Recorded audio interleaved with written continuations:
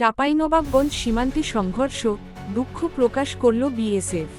ফসল কাটা নিয়ে চাঁপাইনবাবগঞ্জের কিরণগঞ্জ সীমান্তে বাংলাদেশি নাগরিকদের সঙ্গে ভারতীয়রা সংঘর্ষে জড়ানোয় দুঃখ প্রকাশ করেছে ভারতীয় সীমান্ত বাহিনী বিএসএফ।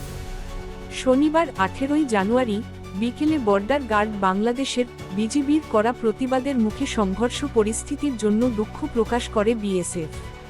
এর আগে সকালে ফসলি জমি ও আম গাছ কাটার অভিযোগে বাংলাদেশিরা সীমান্তে জড়ো হয়।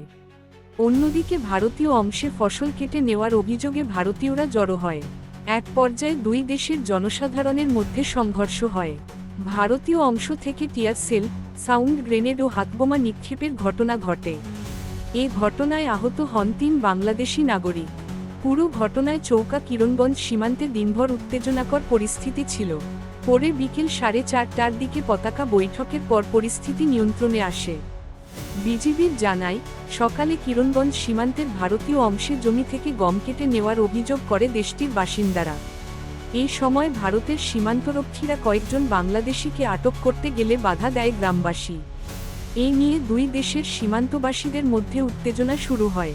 পরে ভারত অংশ থেকে ককটেল, টিয়ার গ্যাস ছোড়া হয়। এতে 3 জন আহত হন। পরে খবর পেয়ে বিজিবির গিয়ে পরিস্থিতি স্বাভাবিক করতে বিএসএফের সঙ্গে যোগাযোগ শুরু করে।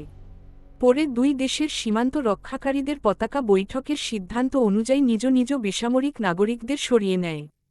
চাঁপাইনবাবগঞ্জের 59 বিজিবির অধিনায়ক লেফটেন্যান্ট কর্নেল গোলাম কিবরিয়া জানান, সীমান্তের কয়েকটি আমগাছ কেটে নেওয়াকে কেন্দ্র করে উত্তেজনা সৃষ্টি হয়। এ ঘটনায় পতাকা বৈঠকে বিএসএফের পক্ষ থেকে দুঃখ প্রকাশ করেছে। বিজিবির সীমান্তে দায়িত্ব পালন করছে।